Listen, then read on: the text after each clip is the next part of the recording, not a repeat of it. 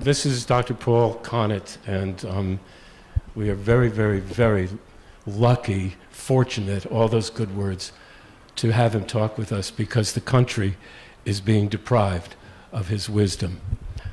Dr. Connett, please.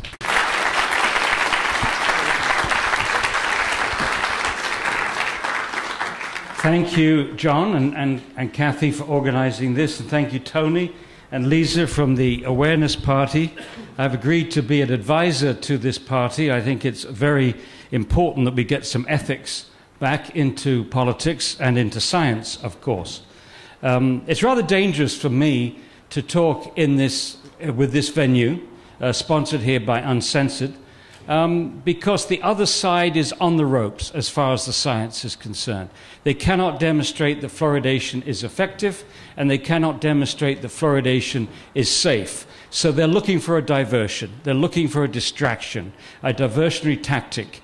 And one of the tactics that they've used very successfully in the past is to paint opponents of fluoridation as Looney Tunes, conspiracy theorists. So by being here today, they will certainly use this as against me. Okay. But my attitude to this afternoon is that the people here, by and large, I suspect, are people that will look at the evidence, look at the scientific evidence, look at the evidence, and take that, let that evidence take them wherever it may, whether it's about 9/11, whether you believe that a passport managed to jump out of a hostage's pocket, escape a fireball that melted a building, and managed to land in the rubble of the 9/11. I mean, we need to pursue questions like that. Obviously, the American media can't pursue questions like that because they're frightened of where it takes them. And this fluoridation debate, as early as the 50s, people were saying it's beyond debate. They were in the 50s. They were saying, spokespersons for the government were saying, this is beyond debate. Now that's quite a shocker for a scientist, because no scientific issue is ever beyond debate. You've always got to entertain the possibility that an inconvenient truth or an unwanted fact is going to destroy a beautiful theory. All of science is a theory. And you always have to nurture the notion that at some point that theory is going to be overturned. Einstein thought there was only one law that would not ever be challenged, and that was the second law of thermodynamics. Okay, a little bit more about my background. I didn't want this issue. I was approached 3 times in the 80s, early 90s, to take on this issue by somebody in Ontario, by somebody in Spokane, Washington, and somebody in Ohio. And I turned them down, and the reason I turned them down was 2 reasons. One, I was incredibly busy. I was teaching chemistry full-time at a university, and in my spare time, that was every weekend, term breaks and holidays, I was traveling around the world on waste management, fighting incinerators.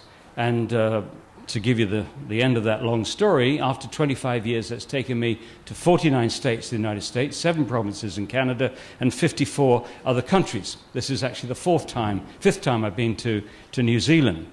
So very, very busy, and I didn't want a third issue, and I didn't want a third issue that was going to stigmatize me, which was going to convince people that I was over the edge. They already thought I was on the edge with dioxin and incineration being bad ideas, but this would have definitely pushed me over the edge in their eyes. And then my wife, one afternoon, brought a cup of tea and put it on my desk and gave me a bunch of papers and said, "Dear, would you read these?" And I said, "What is it?" And she said, "Fluoridation." I said, "Take that away, these people are crazy." But being my wife, unlike those other 3 people, I couldn't put her off. She says, "You got to read it." I said, "Look, why?" She says, "Well, there's going to be a meeting tonight in the village council, and they're going to consider whether we're going to continue fluoridation." And I didn't even know we were fluoridated, she said. "And I want you to tell me whether I should be supporting the continuation of this or whether I should be stopping it." Because she's pretty, involved politically, locally. So, okay, all right, I'll read it. Now, when I started reading those papers, the one intention I had in the back of my mind was as quickly as possible to persuade my wife that the people opposed to fluoridation were indeed Looney Tunes and we could get on with our life. And one of the things I thought they confused was fluoride and fluorine. Fluorine is the most aggressive, most reactive element in the periodic table, whereas fluoride as a chemical species is very unreactive. This is like comparing salt with chlorine. You know, that's the difference. Anyway, I read down there, and it's clear they hadn't made that mistake. And it turned out that fluoride is extremely active from a biological point of view, and that the first opponents of fluoridation in the United States were biochemists. Biochemists who would use fluoride to poison the enzymes in their experiments. So they weren't Looney Tunes. And there was another thing that struck me. How incredibly low the level of fluoride was in mother's milk. In fact, very, very low, 0.004 parts per million. And what that means, if you're living in a community where the water is fluoridated at 1 part per million, a bottle-fed baby is getting 250 times the level of a breastfed baby. 25,000% higher than a breastfed baby. Now think for a moment what baby's milk is.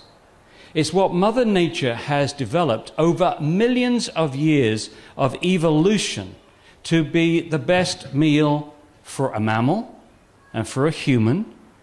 And you, as a specialist in biochemistry, that's my main chemical background is biochemistry, you're incredibly impressed with nature's chemistry.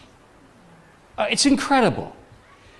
For us to pull off the chemistry that goes on at room temperature and at atmospheric pressure every microsecond, maintaining all of 10,000 chemical reactions in a human body at the same temperature, we can tell that someone's sick if they just deviate by half a degree from a certain temperature.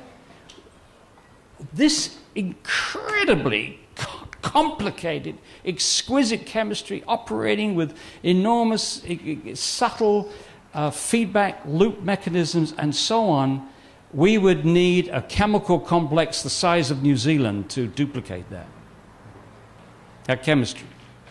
And the thought that a bunch of dentists at the American Dental Association knew more about the nature about what a newborn baby needed for a healthy development was something which I found totally preposterous then, and 15 years later I can see it's utterly preposterous now. And that's with all the evidence that we've gained from the last 15 years. So yes, this is another example of man's extreme arrogance. The notion that nature is broken and we have to fix it. In this case, it seems rather insignificant. It's about tooth decay, and maybe we can improve tooth decay by improving on the level of fluoride in mother's milk. Now, let me say at the outset, I do not believe that fluoridation is the worst problem facing this planet. There are far worse problems. But the good news is, this is the easiest one to fix. All you need is a strong wrist. Just got to turn off a tap. You know, when the political will is there, it's as easy to end like that. I thought when walking to the village council, that meeting, I said to my wife, I said, this is going to be easy, Ellen, this is going to be easy. I said, when they hear what I read this afternoon, there's no way they're going to continue to do this. It took us 7.5 years to get it out of our village. It ain't easy. It ain't easy.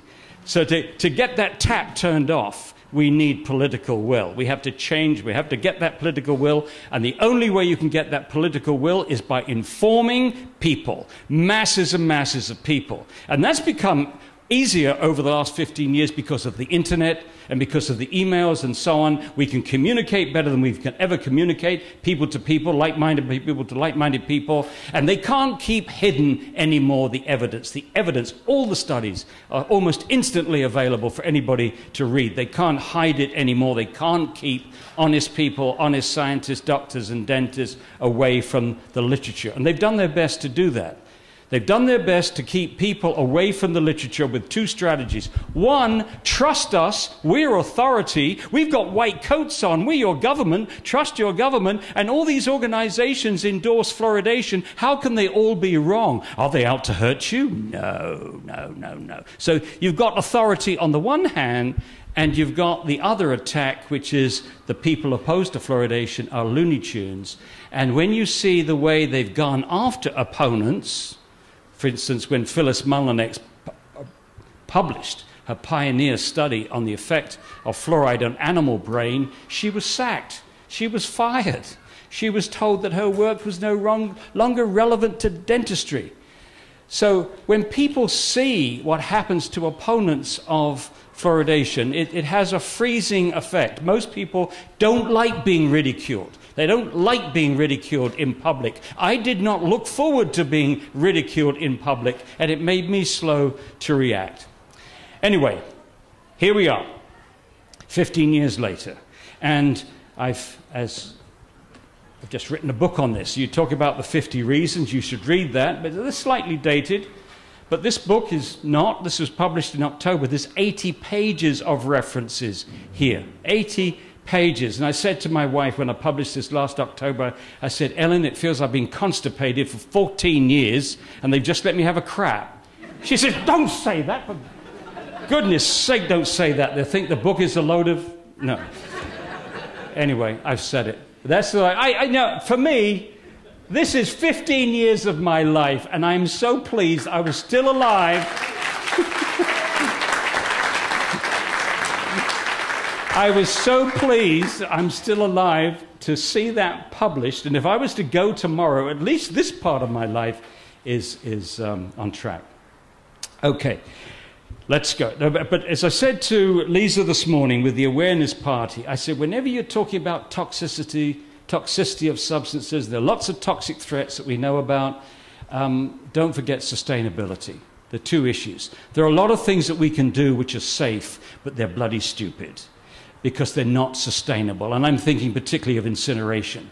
There are all these engineers in Germany and Switzerland, Sweden, and other places who are trying to devise the perfect incinerator. And when they've done that, they will have won the Booby Prize. They will have successfully managed to destroy resources that we should be sharing with the future. So my other issue is the issue of zero waste for sustainability, and I hope, Lisa, that I can share some ideas on zero waste with you as well. That's the other part of my life. Now to fluoride. It'll be on the website. Okay, so this afternoon, as will this PowerPoint be. This PowerPoint will be on Lisa's website. So this afternoon, fluoridation is a poor medical practice. It's unethical. The evidence of any benefit is very weak. This was the big surprise for me because I assumed that the issue was going to revolve around safety, and I was expecting the evidence that it actually worked to reduce tooth decay would be strong. But incredibly, it's not strong at all. It's extremely weak. Next, there's no adequate margin of safety to protect the brain from harm and other known health effects. And let's stress that at the beginning. There's no argument whatsoever that fluoride causes harm. It's damaged millions of people's lives in India, China, parts of Africa, and Mexico, where there are high natural levels of fluoride in the water. People's lives have been ruined. It damages their bones, it damages their brains, their endocrine system, and so on. That's not an argument. That's not the argument. The argument is there a sufficient gap between the doses which have caused harm in India, China, parts of Africa, and Mexico, and the doses that we're likely to get in a fluoridated community, and is that gap sufficient to protect everyone? Not just the average person, but everyone, including the very young, the very old, the people with poor kidney function, and so on and so on. And I will show to you emphatically that there is no adequate margin of safety. Next, why does the New Zealand Ministry of Health continue to push fluoridation? The $64,000 question. And lastly, the next steps. And the next steps, of course, is where you come in. I mean, this is useless. If you go away this afternoon and say, I heard this good talk by this guy from America, so I'm going to pull somebody, and he was very convincing. that fluoridation is a bad idea, but you can't remember any of the arguments.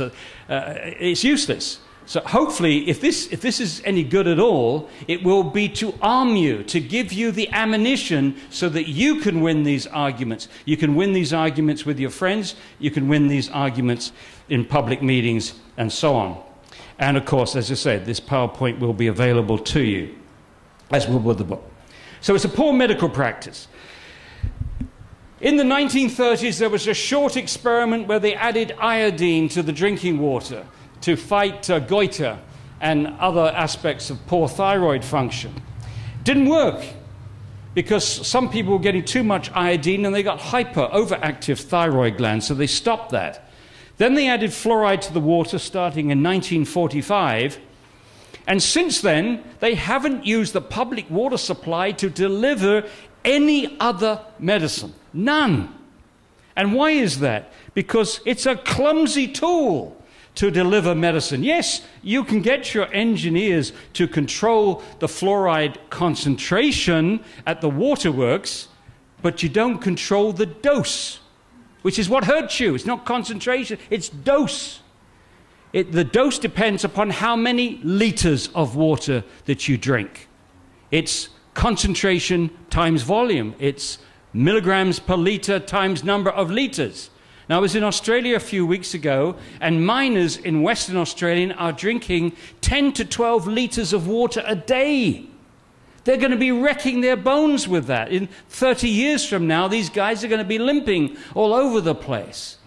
So it's the dose you can't control. And ask any pharmacist, is there any drug in your store that you can give to anybody and tell them you don't have to worry about the dose, take as much as you want? No. He'd look at you as if you were stupid. Of course not. The second question is, it goes to everybody. When you put it in the water, it's going to go to the very young, it's going to go to babies that are bottle fed, it's going to go to people that are sick, people that have poor nutrition, it's going to go to everybody. Ask the pharmacist, is there any drug that you can give to anybody? No. Not at all. Is there any drug that you can put out there, that the prescription drug that you don't have a doctor overseeing for side effects? No. Is there any drug out there that are prescribed that you don't have a health agency carefully monitoring the whole population for side effects? No. There have been practically no health studies in fluoridated countries. Maybe a couple in New Zealand. None. They're just not looking. It's not a nutrient. Some proponents still talk about fluoride being a nutrient. There's not one single biochemical process in the body that needs fluoride. To demonstrate that something is an essential nutrient, you have to starve the animal of this substance, and if it's a nutrient, they develop a disease. You know, if you starve the old British sailors of vitamin C, they developed scurvy. That's why we called them limeys, remember? Limeys because they took the limes for vitamin C. But the way they found scurvy was they found that there was this nutrient that we weren't getting. They've never demonstrated that any animal has got a deficiency for fluoride, yeah? They actually mixed the limes with the rum. Otherwise, they couldn't get the sailors to eat them. Oh, that's excellent, excellent, excellent. Very good. Okay. So it's not a nutrient, but of course, as I've already mentioned, it is extremely toxic. Not only does it interfere with enzymes, but it also interferes with G proteins, which are a little complicated, but basically G proteins are involved in getting messages across membranes. This is not something you want to interfere with. The chemicals used are not pharmaceutical grade. You know, dentists don't believe this when they're told this. These chemicals are obtained from the wet scrubbing system of the phosphate fertilizer industry. A spray of water captures two toxic gases, hydrogen fluoride and silicon tetrafluoride, and left to themselves, those gases have decimated the local environment, damaged the vegetation, crippled cattle. And after about 100 years, you know, we're slow learners, they decided they had to capture those gases, and a spray of water did the trick. The spray of water converts that stuff into hexafluorosilicic acid. Now here we get to something which is, there are many places where Monty Python could have written the script, And I'm happy to tell you, if you think I'm a bit crazy, then blame it on John Cleese, because I was at college with John Cleese and played soccer with him, and that will sometimes show during this talk. You know, I can only remain serious for about 5 minutes, so I'll try. Anyway, this hazardous waste, this classification is it's hazardous waste, can't be dumped into the sea by international law. It can't be dumped locally because it's too concentrated.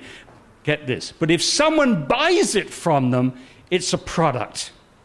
And once it's a product, then it's no longer has the cradle-to-grave tracking regulations for hazardous waste. And the people that are buying this stuff from the phosphate fertilizer industry are the public waterworks, public utilities. Now, we had a funny situation in Johnstown, New York, where they stopped fluoridating, and they had a couple of barrels of this stuff left over.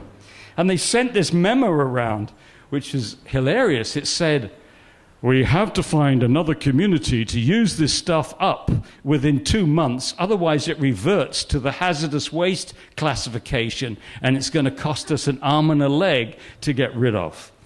Incredible. So here are these substances. The main chemicals used are silicon fluorides, the hexafluorosilicic acid, that's the stuff that is captured in the scrubber, and you can convert that with sodium hydroxide into the sodium salt. If you use hexafluorosilicic acid, you can use that as a liquid, as a solution. If you want to use a solid, then you can use the sodium silica fluoride. Neither of these chemicals, either in their pure form or the contaminated solutions, have been put through any rigorous toxicological testing. All the testing has been done on sodium fluoride, not on these things. And in fact, when they make this stuff, you've got a whole bunch of other nasty stuff in there as well. You've got arsenic, you've got cadmium, you've got lead, you've got mercury, all kinds of toxic metals in that stuff. And here's a classic case of the answer to pollution is dilution. Even though you've got all those nasty things in there, they think that if they dilute that 180,000 to 1 with the water, everything's okay. Except I should also tell you that the same phosphate rock that is mined for phosphate, soluble phosphate in Florida, is also mined for uranium. And so there are also trace levels of radioactive isotopes in this stuff. Mind you, with the current situation in Japan, we might not make any difference. Now, the proponents claim that all they're doing is merely adjusting the levels of a naturally occurring element. But because a substance occurs naturally does not make it safe. I've already told you that naturally occurring fluoride is wrecking the lives of millions of people in India and China. And also, arsenic is naturally occurring in some water supplies. It doesn't make it safe. But if you want a guide as to what is safe, certainly what is safe for the baby, then nature's given you a very good guide. It's the level in mother's milk, and I've already mentioned this. The level is as low as 0.004 parts per million. The baby is getting 250 times that level in a fluoridated community. In New Zealand, your average levels are between 0.7 and 1. The average is 0.85. And so at 0.85, you're getting 200 times. 200 times the level in mother's milk. Again, that's 20,000% of the level in breast milk. The proponents claim that water fluoridation is not medication. But the definition of a medicine, in most places, maybe not New Zealand, but in most places, is a substance given to people to help prevent or combat a disease. And it's only the intention. Whether it does work or not is not the issue. If the intention is to combat or prevent a disease, it's a medicine. And fluoride is added to the water to help to combat tooth decay. So fluoride is being used as a medicine, and water fluoridation is mass medication. All the rest is semantics. That's the fact. It's a poor medical practice. The official classification in the United States from the FDA, the Food and Drug Administration, is that fluoride is an unapproved drug. It's never been subjected to the randomized clinical trials of for any other drug on the market. Even though this is the most prescribed medicine in America, going to 180 million Americans every day, in every glass of water they drink, it's never been regulated by the FDA. However, get ready for Monty Python, it's coming in soon. They are. The FDA does regulate fluoridated toothpaste, bless them. And here's a packet of fluoridated toothpaste from the United States, Crest in this case. And on the back it says drug facts. So even Crest disagrees with the New Zealand Ministry of Health. Do not swallow. Only use a pea-sized amount. And that's a pea-sized amount. And here's the warning. This is the required warning from the FDA. Keep out of the reach of children under 6 years of age. If more than used for brushing is accidentally swallowed, get medical help or contact a poison control center right away. Well, I'm sure you're all wondering what a pea-sized amount of fluoride, how much pea-sized amount of toothpaste at 1,000 parts per million, how much fluoride is that? Answer, it's 1/4 of a milligram, which is the equivalent of 250, 1/4 liter of water at 1 part per million. So we're talking about one large glass of water. This is 250 milliliters right here. Now, Monty Python. Well, I think, John, we should put the same warning in the kitchen. Right then. Right then. Over the tap, do not swallow. Keep out of the reach of children under 6 years of age. If you should accidentally swallow a glass of water, contact a poison control center immediately.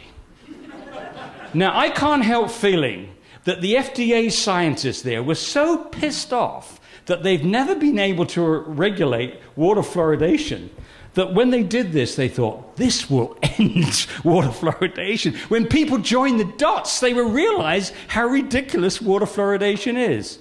But if that was their plan, they failed, because people can live with this discordance. They can live with the discordance here that says don't drink more than a glass of water, equivalent, and drinking umpteen glasses of water. Okay, it's not ethical. No government has the right to force medication on its people, especially to fight a non-contagious, non-life-threatening disease. I think some people, but not all people, but some people would possibly entertain the notion that if there was some terrible, catastrophic, contagious disease, the government might step in and force everybody to have a jab of something, okay? You know, you'd have to override individual concerns here. But some people wouldn't even accept that. But many people would. But for a non-contagious, non-life-threatening disease, to force it on people? No, this is lunacy. It's unacceptable. It deprives the individuals of their right to informed consent to medication. Oh, this is just a philosophical difference, they say. It's a little philosophical difference. It just so happens that this little philosophical difference emerged from the Nuremberg Convention, where people were so disgusted with the human experiments by the Nazis during World War II, they said, never again. They said, you must not make human beings into experiments. You can't experiment on human beings without their informed consent. And this is the largest medical experiment that's ever been conducted on planet Earth by our governments. And we have not given our consent to this. And basically what's happening here is that a government is doing to everyone what a doctor can do to no one. If I, as a doctor, said to you, I've put some really good stuff in here, it is really great for you, really, really good, drink it. And you said, no, I don't want to drink it. Drink it. If he forced you to drink it, and you said no, he could lose his license. Because he's required to tell the patient what it's good for, what the side effects are for, and when he's gone through all that, that rascally, irrational, emotional citizen still has the right to say, no, doc, I don't want to take it. But our arrogant governments have said, no, we're going to force it on you, whether you like it or not. Now, the good news in New Zealand, this is still a local decision. You can still win this by voting against it. You can still win it by getting a council to vote it out. And that's happened, and it will continue to happen. In Australia, they're not that lucky. I've been into communities in Australia where they've had 800, 900 people to a meeting like this, where we've had 23 local professional people in the doctors and dentists saying we don't want it, and the Department of Health in Victoria has said you are going to have it whether you want it or not. I had the dubious pleasure of an interview with the Chief Dental Health Officer of Victoria a few years ago. And before I went there, John, I sent him a copy of the 50 Reasons. And when I got to the meeting and we started off, I said, have you had a chance to read the 50 Reasons? He said, yes, we have, but it hasn't changed our opinion about water fluoridation. I said, fine. I said, would you be prepared to put into writing, with all the scientific documentation, your response to these 50 reasons? And he looked at me straight in the face. He said, neither I nor my staff have any intention of doing that. And meanwhile, they're paying a fortune to a public relations outfit to prepare a brochure, very flashy brochure, answers to frequently asked questions about fluoridation. So clearly, they can answer their own questions, but they can't answer my questions or other questions from opponents. The second question I asked him, I said, Dr. Hall, if fluoride is so good for children, why is the level of fluoride so low in mother's milk? And he said, well, Mother Nature has dealt some children a raw deal. Now think about it. Who are those children that nature has dealt a raw deal? These are the unfortunate children who are born in unfluoridated communities. How unreasonable of nature to do that. Incredible, incredible. Okay, the evidence is very weak that it works. Only 8 countries in the world have more than 50% of their population drinking fluoridated water. Australia, Colombia, Ireland, Israel, Malaysia, New Zealand, Singapore, and the United States. You see, most of them are English-speaking. Most of them are heavily influenced by America, or were heavily influenced by America or England or both. Japan doesn't fluoridate its water. China doesn't fluoridate its water. India, China, Japan, and most of Europe. 98% of Europe doesn't fluoridate its water. The vast majority of countries do not fluoridate. The vast majority of the world's population does not drink fluoridated water. In fact, nearly half of the people drinking fluoridated water live in North America. Now you understand a lot. Some of these European countries started but stopped. The Netherlands started and stopped. Switzerland started and stopped. 4 of these countries fluoridate their salt. But the vast majority neither fluoridate their water nor fluoridate their salt. Now, these government entities in Australia, when they're confronted with these arguments, it's amazing. They just say the first thing that comes off the top of their head.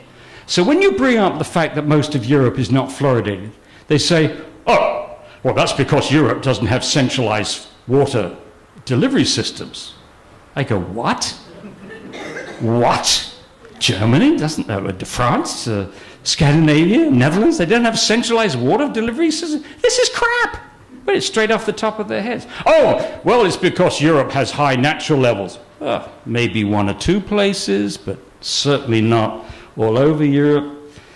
And of course, they all fluoridate their salt. No, they don't. Only 4 fluoridate their salt. So it does disturb me that these civil servants are so ready to spin. You know, you accept the politicians are going to spin the moment they open their mouths.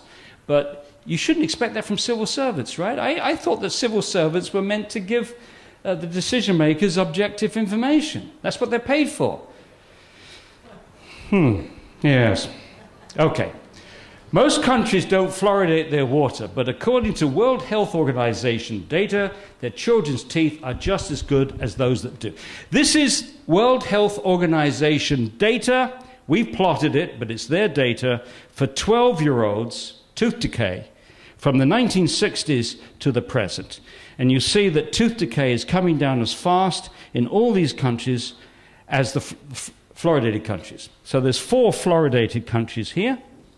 The yellow, orange, and brown, and the other countries are the non-fluoridated ones. And if you look down here, you see the tooth decay in all these countries for 12-year-olds. It's a wash. You can't tell the difference whether that kid's grown up in a fluoridated community or a non-fluoridated community. Okay? That's the big stuff. Okay.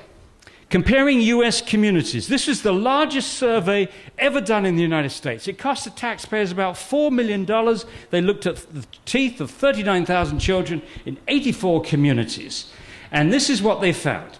For children who'd always lived their lives in a non-fluoridated community, it's about 8,000 kids, they had 3.4 decayed, missing, and filled surfaces. Now, in a child's mouth, when all the teeth have come out, there's 128 surfaces. There's 5 surfaces on a chewing tooth and 4 surfaces on a cutting tooth. They treat them like little cubes, okay? So 3.4 decayed, missing, and filled surfaces is less than 1 tooth, right? Now over here, this is the average for 5 to 17-year-olds. Over here, it's 2.8 decayed, missing, and filled surfaces for children who'd lived all their lives in a fluoridated community, another 8,000 kids. Well, you can do a little bit of arithmetic, and you see there's a saving here of 0.6 of 1 tooth surface. Now, excuse me, Monty Python, are you listening to this? Monty, we are forcing this practice on about 400 million people worldwide. We're forcing it. We're depriving of them of their informed right to consent in order to force upon them a saving of, at best, 0.6 of a tooth surface. And that's before we get into whatever risk is involved. I'd like to have a gigantic statue of a tooth built outside the Ministry of Health or the American Dental Association in Chicago, and on it, 0.6 of one surface would be in platinum or something, or gold. And we'd all go down and worship the saving of 0.6 of a tooth surface, for which we've lost our fundamental human right to informed consent to medication, plus whatever risks we're taking. Anyway,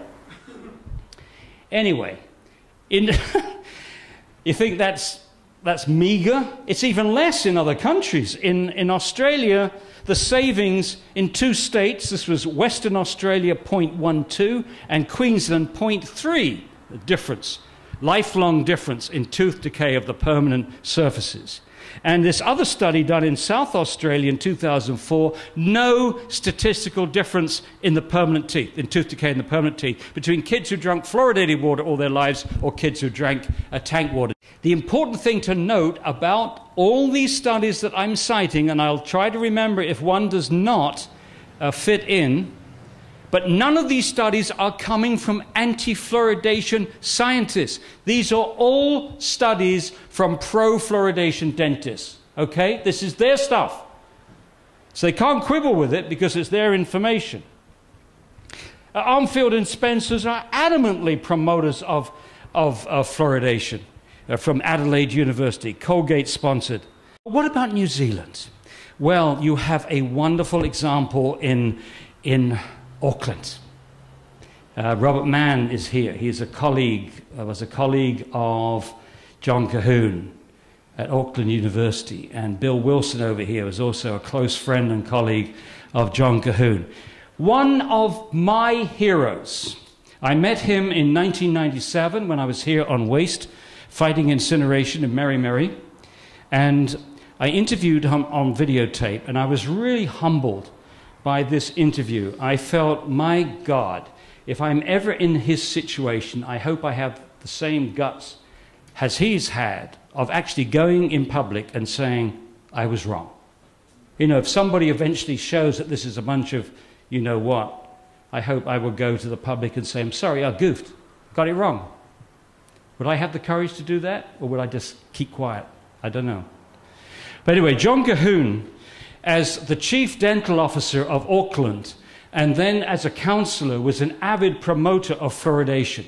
He was so effective that he was sent on a world tour in 1980 to collect the evidence once and for all that fluoridation worked. He went to Asia, he went to Australia, he went to North America, he went to Europe. 4 months. And to his utter dismay, the researchers behind the scenes were telling him, John, we simply are not finding a difference in tooth decay between the fluoridated and the non-fluoridated communities. So he came back, a little crestfallen, to New Zealand, and he found a big report on his desk marked confidential. And this report was the tooth decay figures for the whole of New Zealand. In those days, every 5-year-old and every 12-year-old had their teeth examined as part of the National Health Service. And he looked at the data. There was no difference in tooth decay in the children in the fluoridated cities and the non-fluoridated cities in New Zealand. In fact, the teeth were actually a little bit better in the unfluoridated cities. He still didn't do anything public with this. And then his assistants came to him and showed him pictures of dental fluorosis. And at that point, he decided to act. He took the kids in front of the TV cameras and went to the public and said, I was wrong. He apologized and spent the rest of his life trying to stop fluoridation in New Zealand and beyond. A really courageous man. He had the kind of integrity. If everybody had his integrity, can you imagine what this world would be like if our government officials had that kind of integrity? Unfortunately, they don't. And what he discovered is the same thing that Robert Oppenheimer's discovered. You have a very inflated notion of your power and your abilities when you are saying what the establishment wants.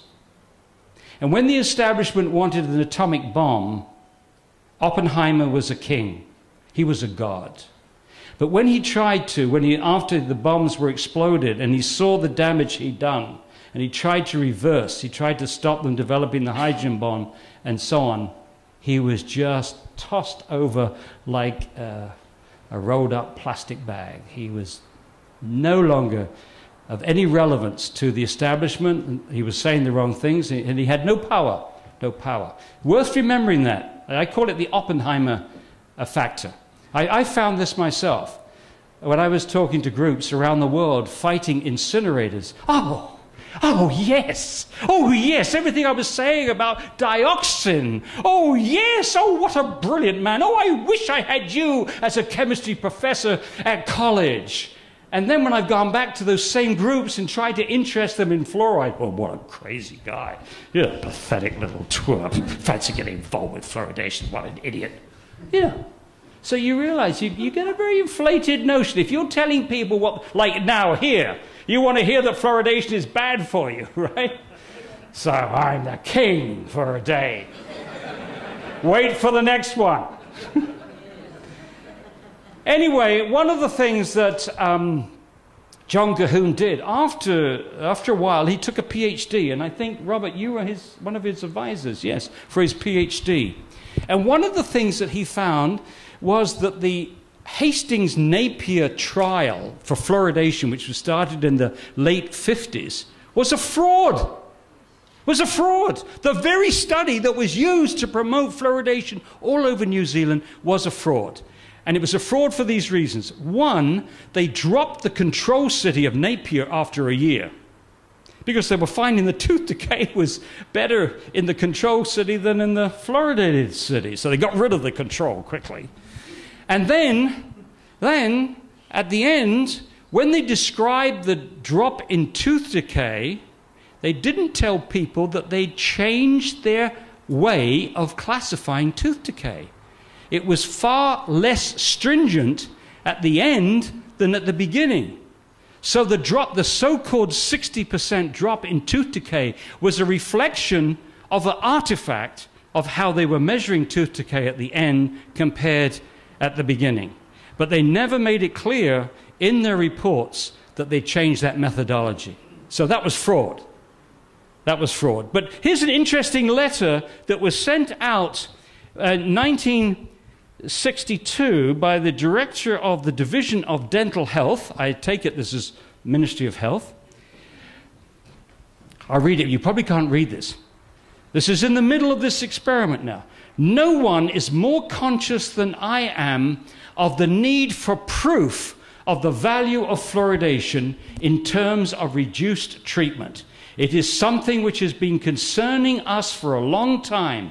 It's only a matter of time before I will be asked questions and I must have an answer with meaning to a layman, or I'm going to be embarrassed. And so is everyone else connected with fluoridation. But it's not easy to get. On the contrary, it is proving extremely difficult. Mr. Espy is conferring with Mr. Bock and Mr. Ludwig, and I am hopeful in due course they will be able to make a practical suggestion. I will certainly not rest easily until a simple method has been devised to prove the equation fluoridation equals less fillings. Now, if that's not a smoking gun, I don't know what is. You know, we're 7 years into the experiment. They're not finding the evidence. They're embarrassed by this, and they're struggling to find a way to prove that fluoridation equals less fillings. And now we know how they did it. They changed the methodology for the assessment of dental decay. I sent Dr. Calhoun's study to the Associate Minister of Health, Tony Ryle, and I said it would take a man of great patriotism and the ability to take a lot of flack in order to do something as important for New Zealanders as trying to remove fluoridation. So he passed it on to the Assistant Minister of Health. Betty Lefevre in 1998 described the difference in tooth decay in the permanent teeth. This was a survey of the whole of New Zealand as clinically meaningless. But studies from the Ministry of Health. I was very fortunate to talk to the Ministry of Health last week. 25 people showed up. That was good. 25 people showed up. And I had before that read a report of theirs called Our Oral Health. And they found, this is quoting, they found that 9 to 10-year-olds continuously exposed to water fluoridation had half the dental caries experience. And this, of course, is the reason to keep this magnificent obsession going. Now, they referred to 4 studies. Here they are. Lee and Dennison, 2004. They compared Wellington, which probably has the best tooth decay rates in New Zealand, the best, versus Canterbury. Wellington is fluoridated, Canterbury is not fluoridated, and they had a saving of 1 DMFS, 1.4 subtracted from 2.4, 1 decayed, missing and filled surface. Okay, so that's slightly better than America. But what's the percentage difference? The percentage difference is only 41% saving. In actual fact, the percentages are very misleading. You look at the absolute saving, so 1 tooth decay saving. But if Lee and Dennison had compared Canterbury with Waikato, which is fluoridated, or Otago that is fluoridated, they would have found that Canterbury was doing pretty well. It was doing 31% and 11% better than those 2 towns. So you have to be very, very careful when people are comparing 2 towns, because unless you match up very carefully the income levels, you can get any result that you want. There's a far stronger relationship between income levels and tooth decay than you'll ever find with the absence or presence of fluoride in the water. Now, that's first study. Second study, K. I can't pronounce that name. K. No significant relationship was found between residential fluoridation history and dental caries in the permanent dentition. Wait a moment. I thought the Ministry of Health was offering this as evidence that fluoridation was working. No difference. All right? Let's look at another one. Schulter. Prevalence of dental caries in the deciduous teeth, the first teeth. 54.9% in the fluoridated, 62% in the non-fluoridated, a saving of 7%. Well, okay, that looks good. Not bad, 7%. Permanent teeth. Fluoridated 15.9, non-fluoridated 11.7. Permanent teeth worse in the fluoridated areas, but not statistically significant. So this is another, either no difference or better for the non-fluoridated community. Not doing too well, right? There's 3 studies, 2 have found no difference, 1 found 41% or 1 tooth surface. Fourth study. They looked at the residents in a fluoridated community. If they had no residents, it was 1.22 DMFS. Continuous residents, 0.7. The saving is 0.5 of a tooth surface, or 43%. So based upon those 4 studies, what have we got here? As far as saving permanent teeth, 0, 0, 0.53 and 1 permanent tooth surface out of about 1,000 permanent tooth surfaces in a child's mouth.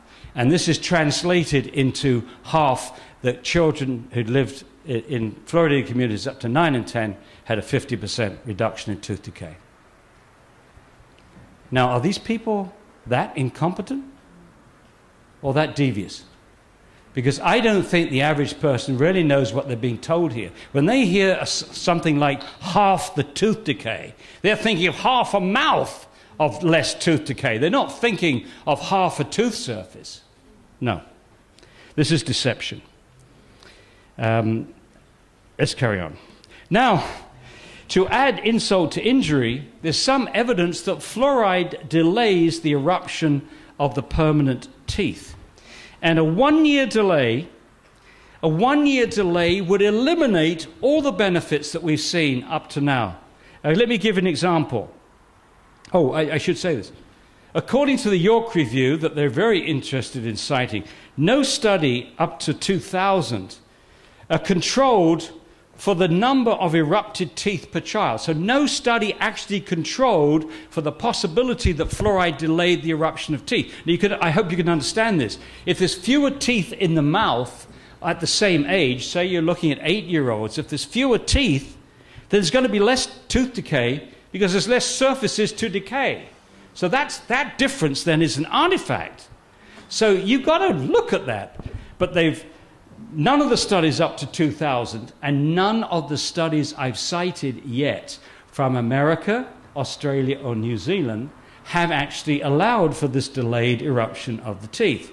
Now if you do, this is going back to the American study, the big one, the $4 million study, the 0.6. If you allow for 1-year delay, there is no difference in tooth decay between the fluoridated and non-fluoridated communities. Just a 1-year delay. Now, there's a little bit of evidence here. It's not complete.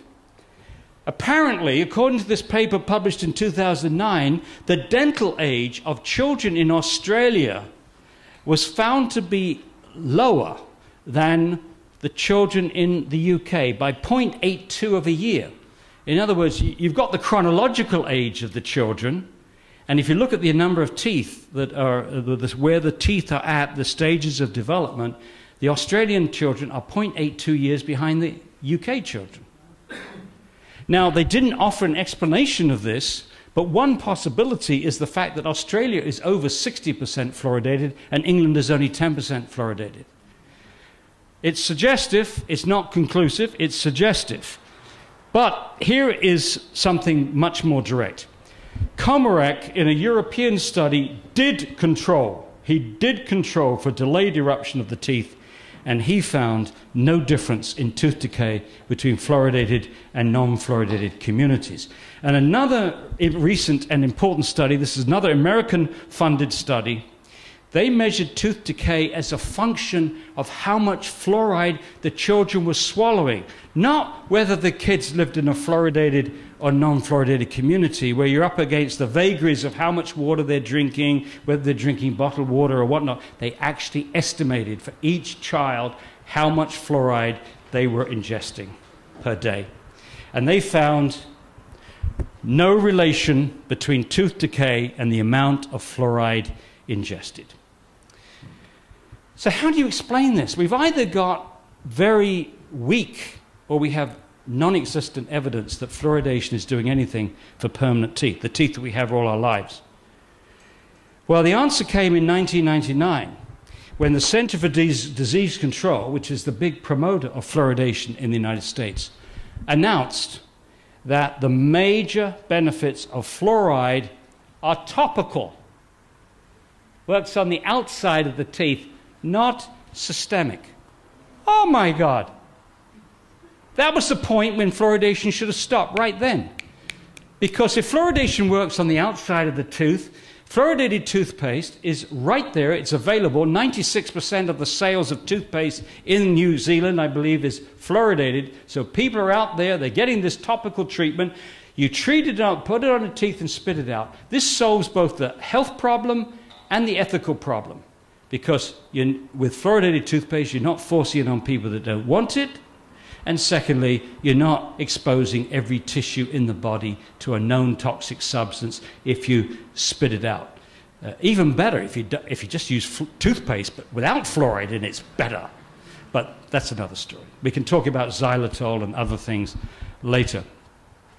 But basically what they're saying is we got the mechanism wrong for 50 years. For 50 years, pediatricians were giving fluoride tablets to pregnant women and drops to children and tablets to kids in non-fluoridated communities. The idea was that the fluoride would build up in the enamel of the teeth before they erupted, and then when they came into the mouth, they would be more resistant to acid attack. That was the theory. And then they said, whoops, no, sorry. Not enough fluoride accumulates in the enamel during development to protect the teeth when they erupt. This is Arvid Carlsson, great person. He led the fight against fluoridation in Sweden in the 1970s and got the Nobel Prize for Medicine in 2000. He's a neuropharmacologist. He says, in pharmacology, if the effect is local, i.e. topical, it's awkward to use it in any other way than as a local treatment. I mean, this is obvious. You have the teeth there.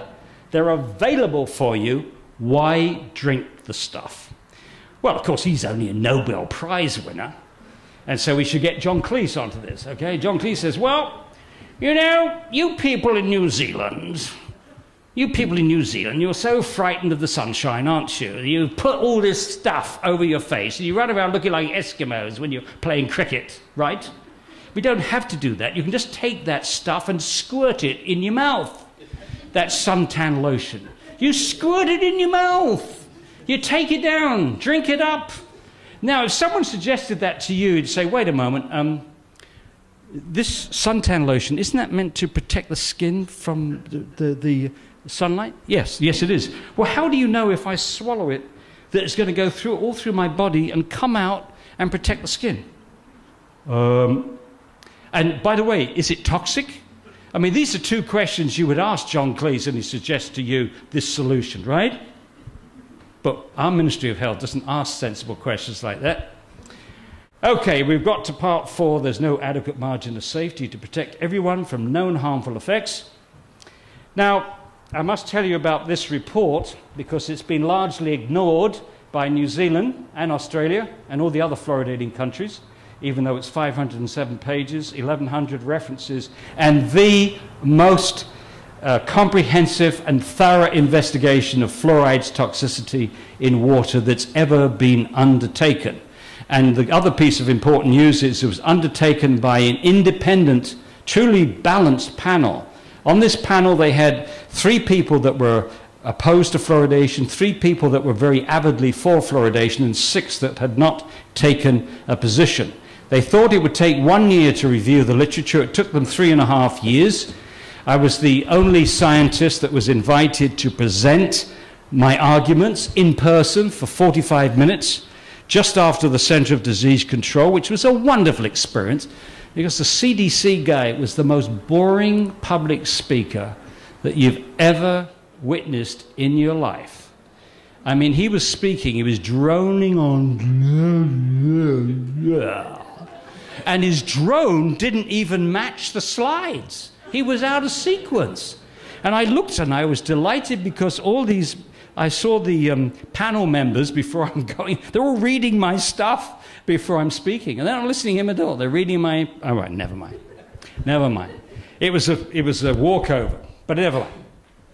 So they came out with this report, and basically what they said, that their brief was to look at the safe drinking water standard in the United States, which is set atrociously high at 4 parts per million, and they came back and said the standard is not safe, it needs to be lowered.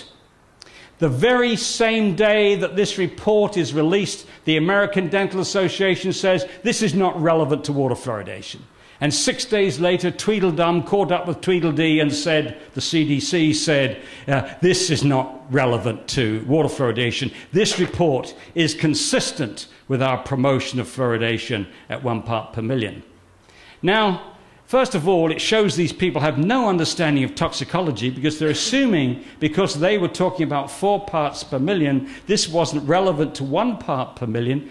You can't do it by comparing concentrations. You've got to compare doses, right? Somebody drinking over 4 liters of water at 1 part per million would get more fluoride than somebody drinking 1 liter at 4 parts per million. So you can't do it on the basis of saying the concentrations we use are less than 4 parts per million. But that's what they did. That's what they did. Pathetic. And then the National Health and Medical Research Council in 2007 in Australia did exactly the same thing. They said they were doing a thorough, systematic review of the literature and dismissed this in 1 sentence. It wasn't relevant to Australia. You're getting a whiff, a rather nasty stench of the politics that influences with this thing. Anyway, that report went through all the harmful effects of fluoride. And can I stress again, fluoride, not necessarily fluoridation, right? Remember that margin of safety we've got to discuss. So what they found is that fluoridation causes dental fluorosis. We knew that. Fluoride causes brain damage. It lowers thyroid function, accumulates in the human pineal gland, it causes bone damage, possibly osteosarcoma. Yes, we may even be killing a few young men. But what's the lives of a few young men if you're saving 0.6 of a tooth surface?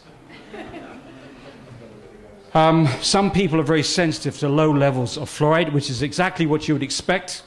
Exactly what you would expect. If you were subject a whole population to a toxic substance, you expect a normal distribution of response. You expect a few people at one tail to be amazingly resistant to that toxic substance. You'd expect most people to have an average response, and you'd expect a few people at this tail to be very sensitive to fluoride.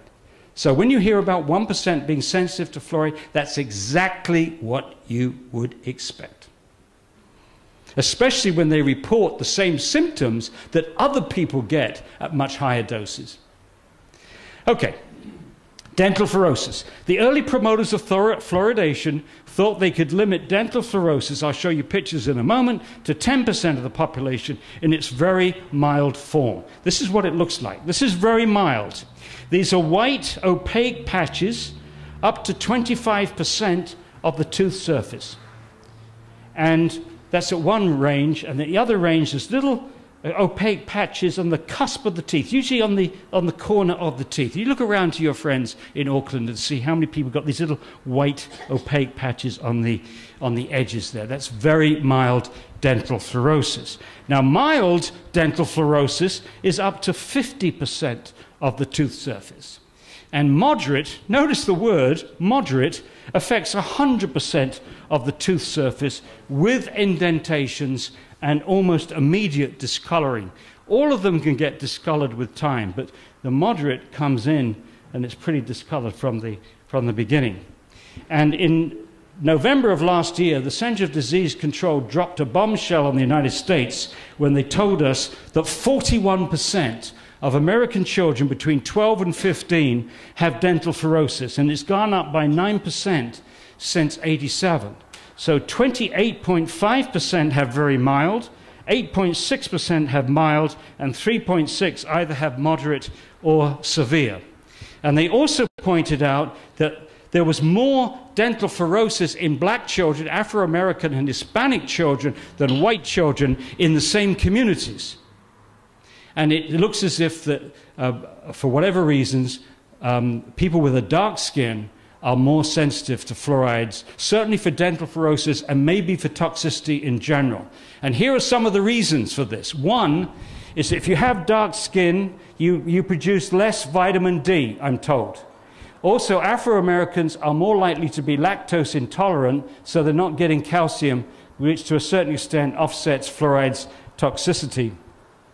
And also, if the communities of color are in low-income areas, that's also where you'd expect to find lower diets, poorer diets. And poorer diets, less protein, less magnesium, less calcium, less vitamins, would also make you more vulnerable for fluoride's toxic effects. In New Zealand, the dental fluorosis rates are about 30%.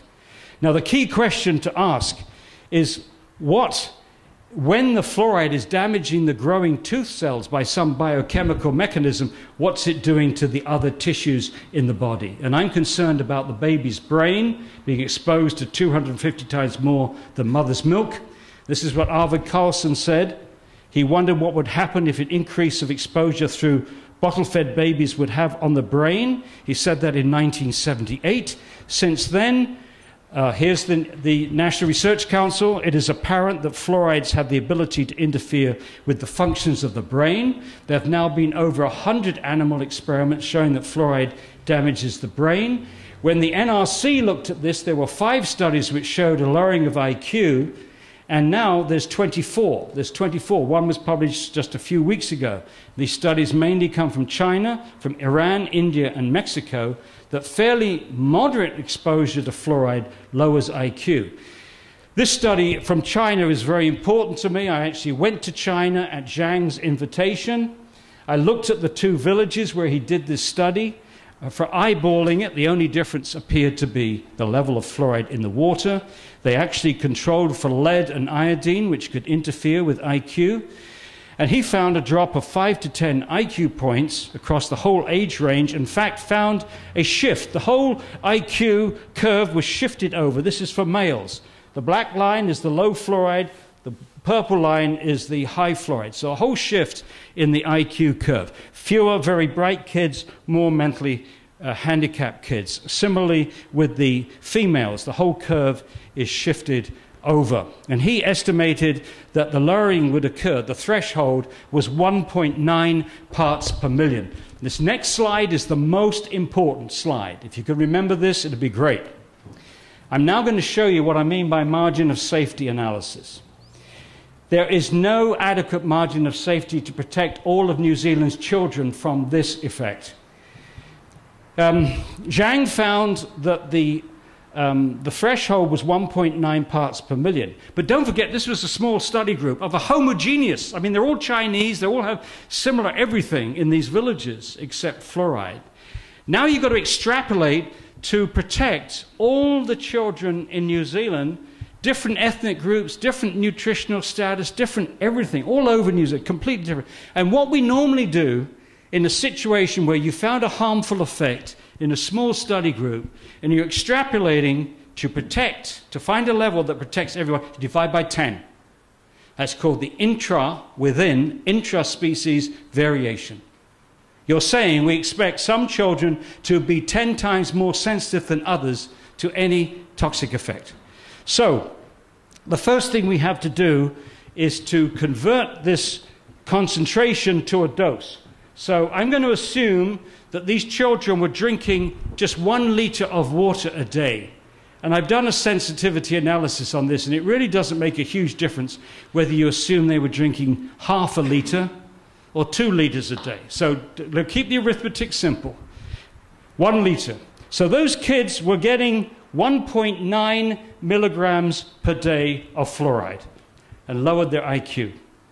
That would mean, to protect the intelligence of all the children in a large population, they could only drink 0.9 milligrams per day.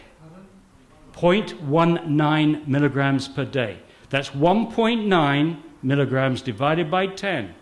So to protect all kids, not the average kid, but all kids, It's less than a glass of water.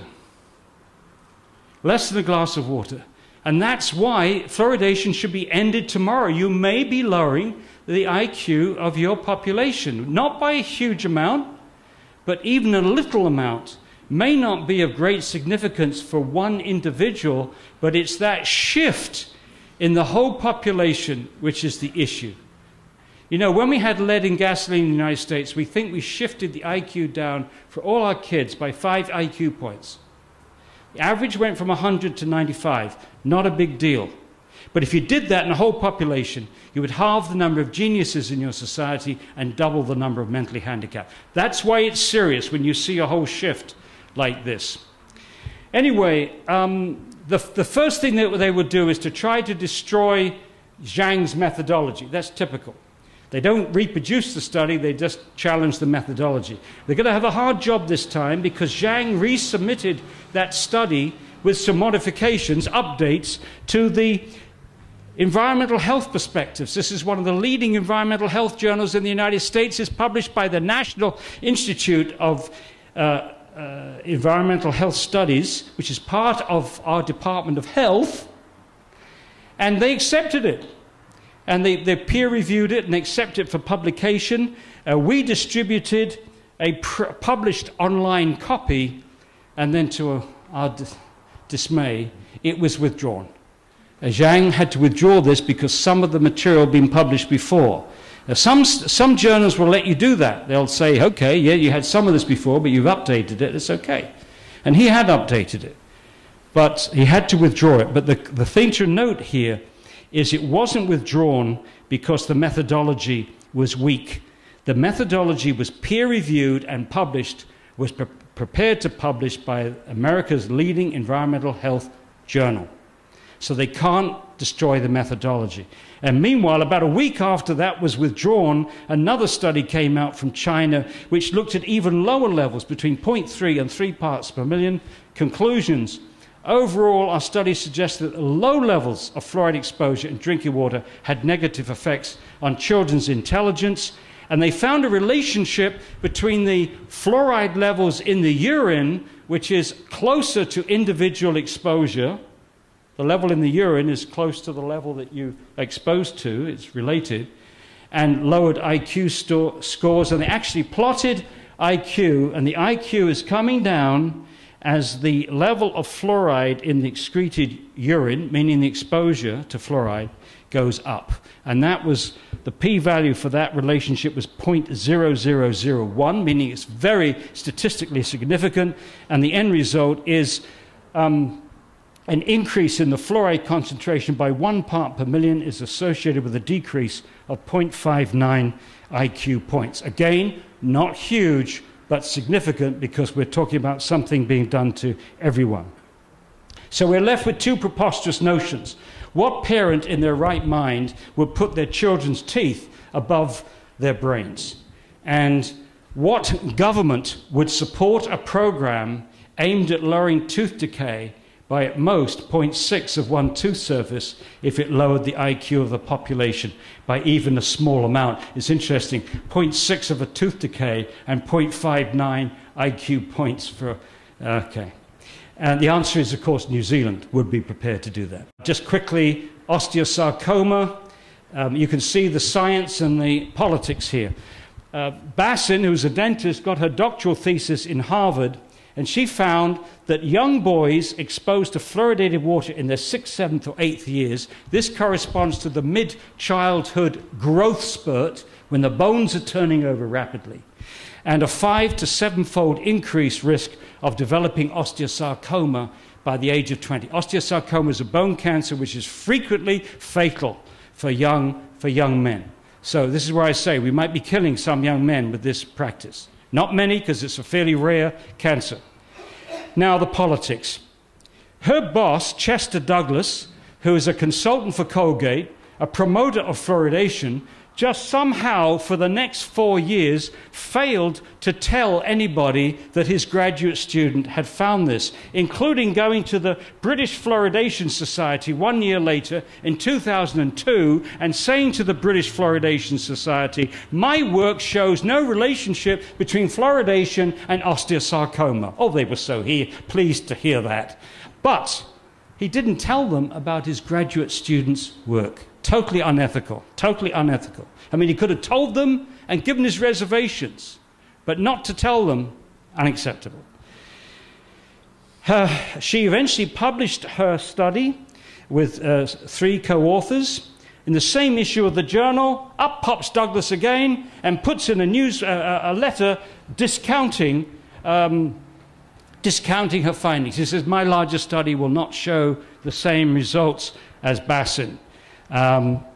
And promoters of fluoridation have been using this promise of a study, which is unpeer-reviewed and unpublished, to knock out a well-conducted study which found that effect. And that includes the new National Health and Medical Research Council in Australia. And Douglas promised his study for the summer of 2006, and we are still waiting for Chester Goddo Douglas to produce this study. That's the politics of the thing.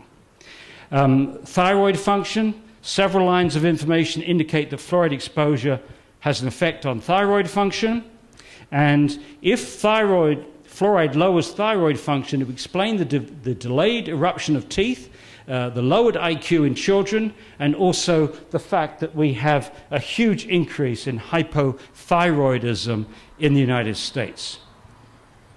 The pineal gland. Jennifer Luke showed in England that fluoride accumulates in the human pineal gland, which makes an important hormone called melatonin, which is like a biological clock. It deals with the onset of puberty, jet lag, sleep patterns, and aging. And in animal studies, she found that animals exposed to fluoride lowered their melatonin production and shortened the time to puberty. When she looked around in the literature, she found only one study that dealt with anything to do with puberty and fluoride, and it was the second trial in the United States, from 45 to 55, Newburgh, Kingston. And she found that the young girls in the fluoridated community were menstruating on average 5 months earlier than the non-fluoridated community, which they didn't think was significant at the time. And that same study found a significant difference in cortical bone defects in the fluoridated kids, twice as many. The cortical bone is the outside layer of the bone, which is most important for protect against fractures.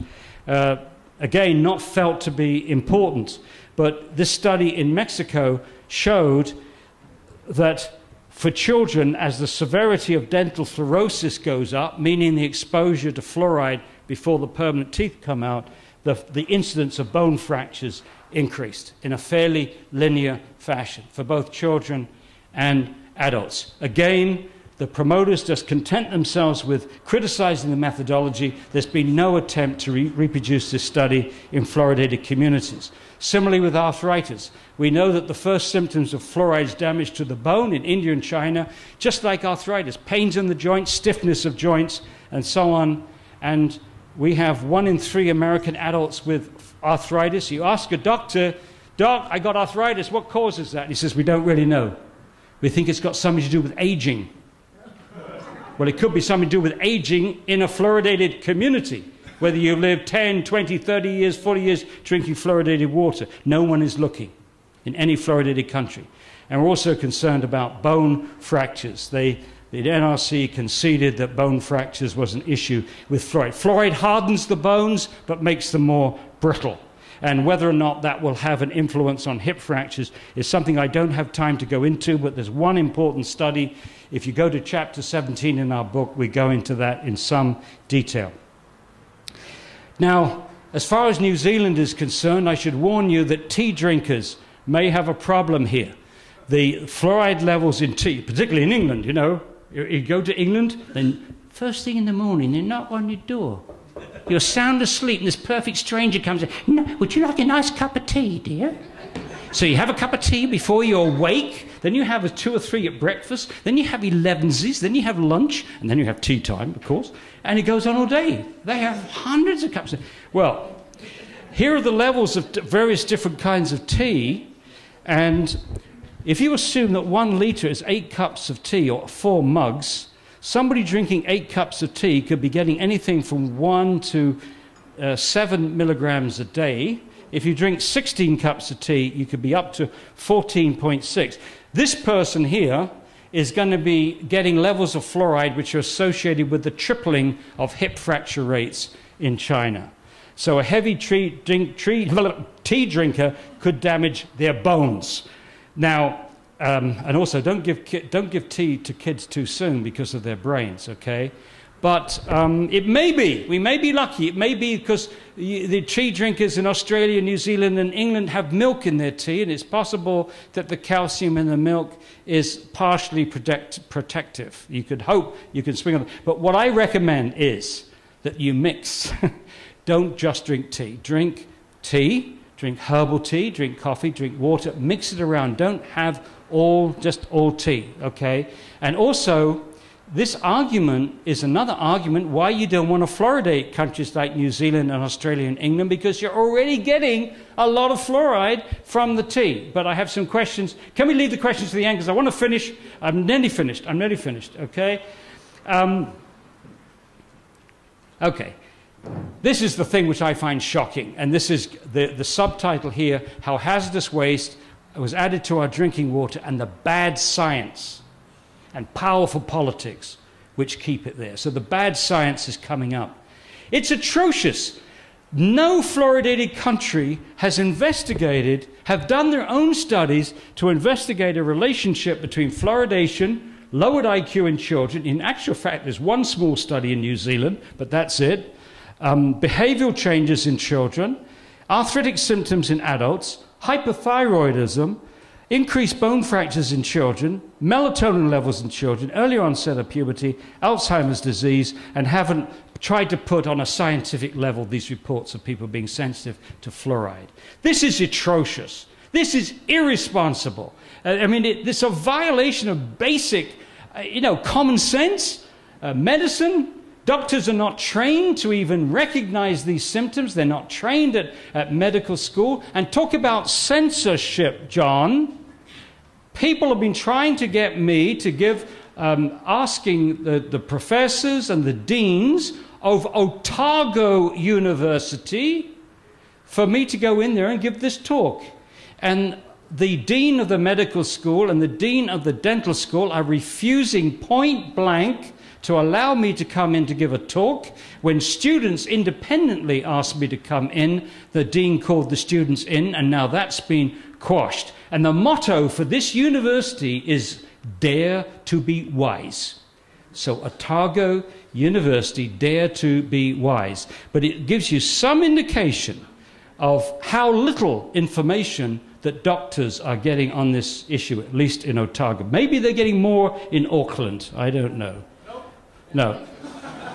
If you don't look, you don't find. The absence of studies does not mean the absence of harm. Monty Python, are you ready? Are you ready? Here we go. Dr. Peter Cooney, the Chief Dental Officer, Chief Dental Officer of the whole of Canada, told an audience in Dryden, Ontario, and I was there, I heard it, I challenged him to a debate, but he wouldn't debate me, but he gave his talk. We videotaped it, so I have this delicious quote on video. He said, his Irish extraction, so I tried to give the accent. He says, I walked down your high street today, and I didn't see anyone growing horns, and you've been fluoridated for 40 years. Now I have visions of the Health Canada's department. They have all these horn specialists. They have the whole horn department. They have specialists in cow horn, bull horn, goat horn, deer horn, even moose horn. And these diligent scientists comb the whole of Canada looking to see if there are any horns growing in anybody's head. And they've done this diligently for years, and they found no horns. So fluoridation is safe. Absolutely safe. Absolutely safe. Nothing to worry about at all. Okay, so why? Why? The $64,000 question. I do not think, I'm sorry, John, I do not think they're trying to dumb down the world's population. I do not think they're trying to limit the world's population. No, you don't think so.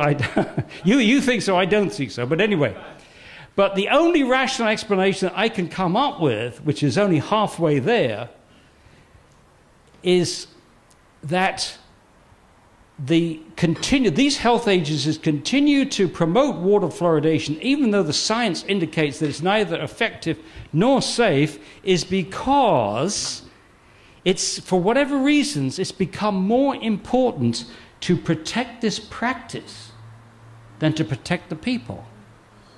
Now, of course, that begs the real question, why is that? And I'm trying to look at this rationally, okay, so why does the dental lobby continue to promote fluoridation? Well, they're very proud of this practice. If you argue this with the dentist, they're going to get very emotional about it. They're very proud of what they've done. Fluoridation helped to establish dentistry on a par with medicine.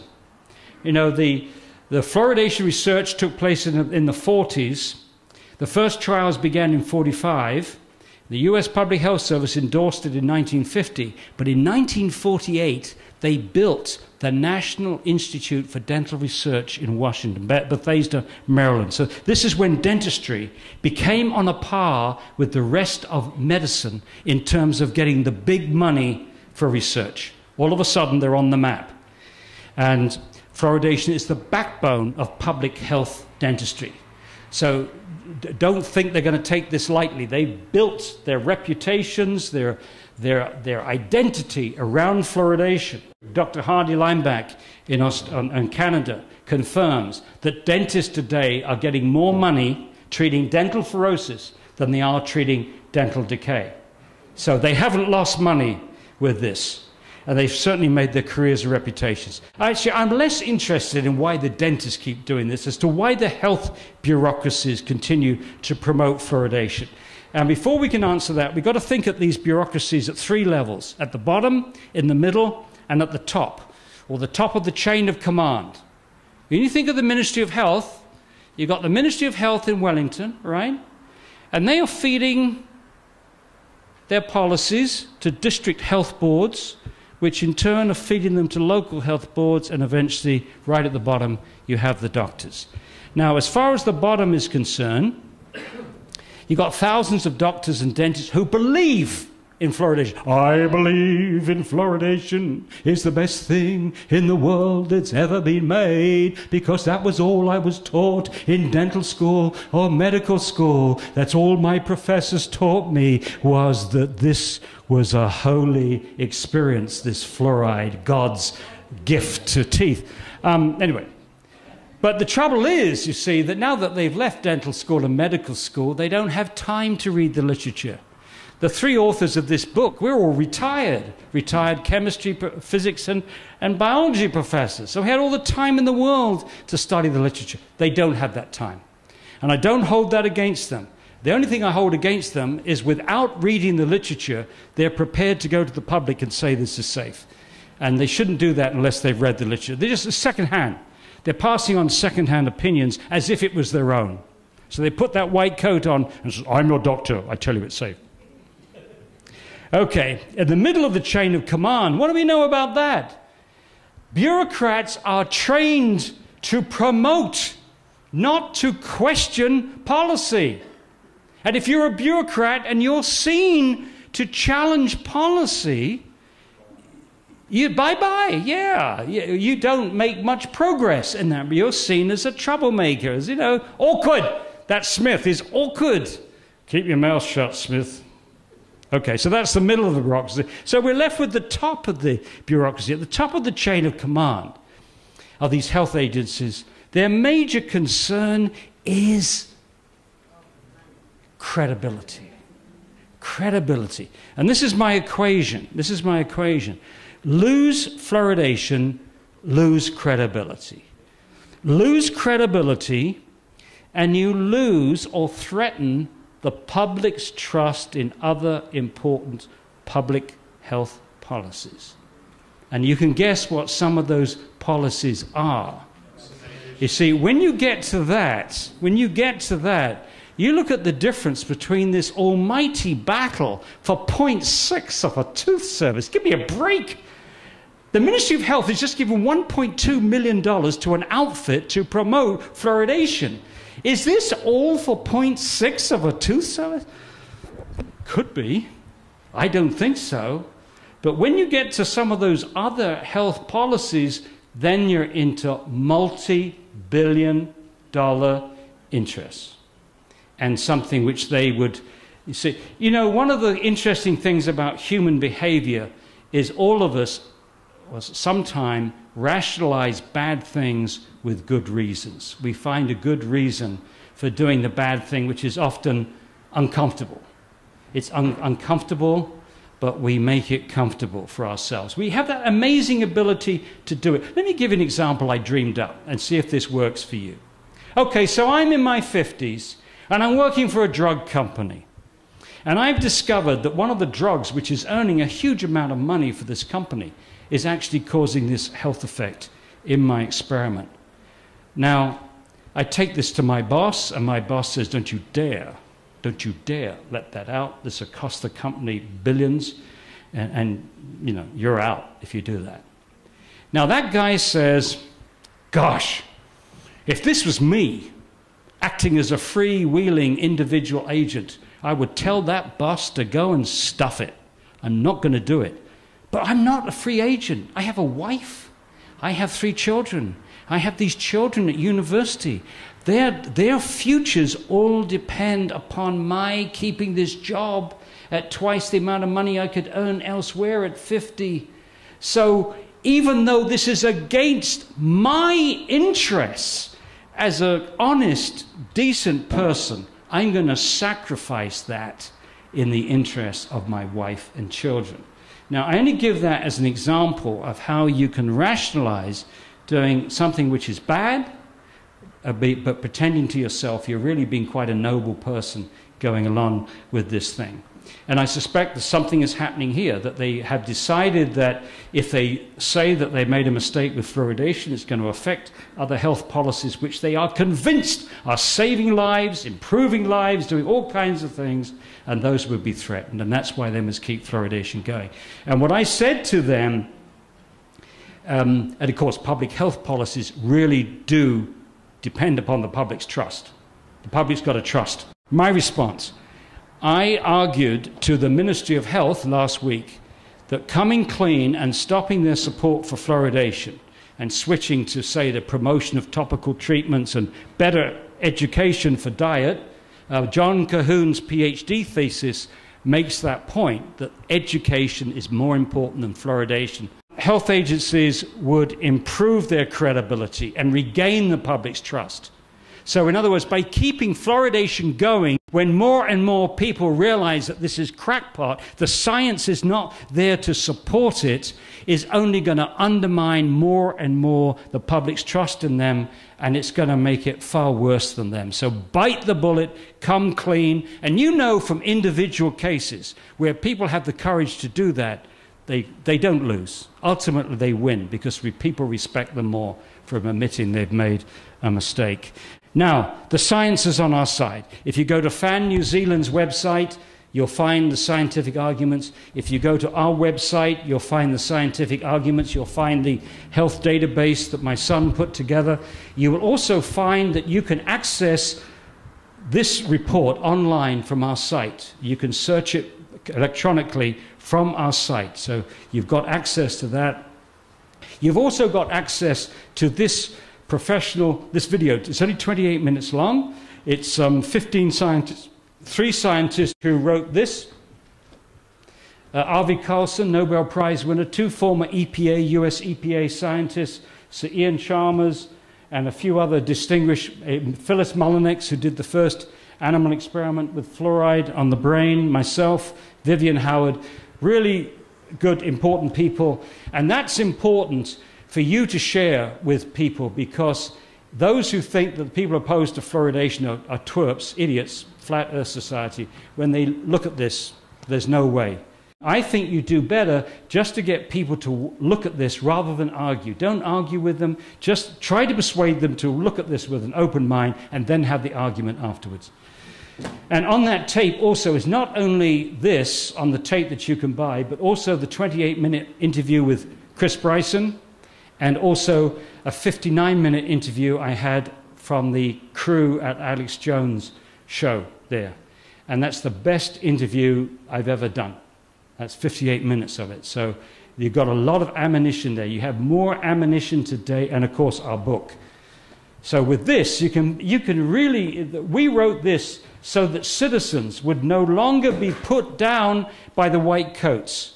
Because you say to the white coat who tries to pull rank on you, I'm a doctor, I'm a professional, and you're only a citizen. You say, fine, have you read the book? Oh, you haven't? Oh, well, when you've read the book, then maybe we can have this discussion further. So this levels the playing field for you, at least until they've read it. Then you might be in trouble. But anyway, you can try. Thank you.